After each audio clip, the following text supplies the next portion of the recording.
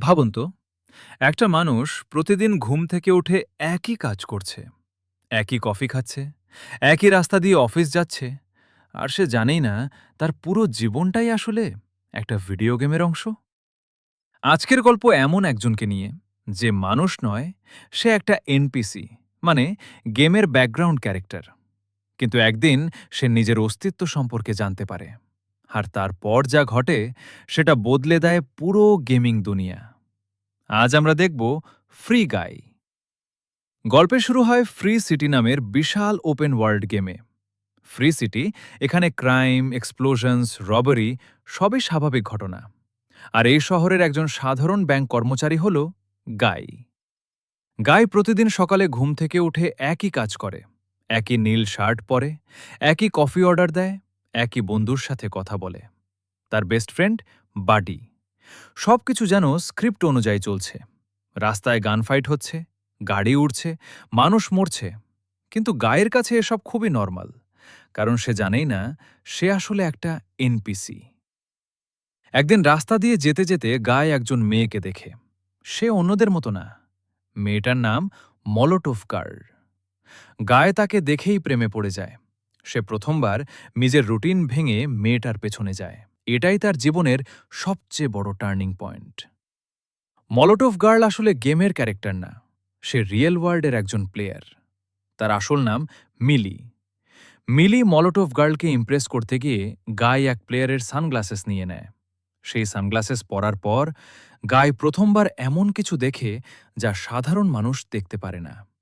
তার সামনে missions, scores, levels, weapons, maps ভেসে ওঠে।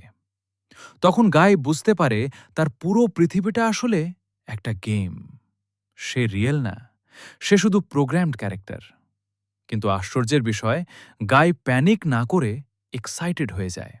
সে ভাবে, যদি এটা গেম হয় তাহলে আমিও নিজের মতো খেলব। গাই মিশনস কমপ্লিট করতে শুরু করে, কিন্তু অন্য প্লেয়ার্সের মতো ক্রাইম করে না, বরং মানুষকে সাহায্য করে। রবারি থামায়, ব্যাড গাইজ ধরিয়ে দেয়, মানুষ বাঁচায়। ফলে গায়ের পপুলারিটি স্কাই রকেট করে। প্লেয়ার্স তাকে নতুন নাম দেয়, ব্লু শার্ট গাই। পুরো ইন্টারনেটে সে ভাইরাল হয়ে যায়। রিয়েল ওয়ার্ল্ডের স্ট্রিমার্স, গেমার্স সবাই তাকে নিয়ে কথা বলতে শুরু করে। একটা এনপিসি কিভাবে সেলফ অ্যাওয়্যার হলো, এটাই হয়ে যায় বড় মিস্ট্রি। এদিকে মিলি একটা সিক্রেট খুঁজছে। সে বিশ্বাস করে গেম কোম্পানি তাদের অরিজিনাল কোড চুরি করেছে। এই কোম্পানির সিইও হল অ্যান্টোয়ান। অ্যান্টোয়ান গ্রিডি, সেলফিশ আর পাওয়ার হাংরি। সে শুধু মানি আর পপুলারিটি চায়। মিলি এবং তার ফ্রেন্ড কিজ কিজ প্রমাণ খুঁজতে থাকে। আর তখন তারা বুঝতে পারে, গায়ে শুধু র্যান্ডম এনপিসি না, গায়ের মধ্যে অরিজিনাল এআই কোড আছে, যে কোড সত্যিকারের ইন্টেলিজেন্স তৈরি করতে পারে। অ্যান্টোয়ান বুঝতে পারে গায়ে তার বিজনেস ডিস্ট্রয় করে দিতে পারে, তাই সে গায়েকে ডিলিট করার সিদ্ধান্ত নেয়। সে গেম রিসেট করতে চায়, সার্ভার্স বন্ধ করতে চায়, এমনকি গায়ের বিরুদ্ধে জায়ান্ট এনিমি পাঠায়। পুরো সিটি কেঅসে ভরে যায়। কিন্তু গায় হার মানে না। সে নিজের ফ্রেন্ডস আর সিটিকে বাঁচানোর জন্য লড়াই করে। শেষ ব্যাটেলে গুই শুধু নিজের জন্য না, পুরো এনপিসি ওয়ার্ল্ডের ফ্রিডমের জন্য ফাইট করে। মিল্লি আর কিজ রিয়েল ওয়ার্ল্ড থেকে প্রুফ বের করে। সবাই জানতে পারে অ্যান্টোয়ান কোড চুরি করেছিল। অ্যান্টোয়ান হার মানে, আর গায়ে ডিলিট হওয়ার বদলে নতুন ভার্চুয়াল ওয়ার্ল্ডে নিজের জীবন শুরু করে। এবার আর সে প্রোগ্রাম ক্যারেক্টার না, সে নিজের ডেস্টিনি নিজেই লিখছে।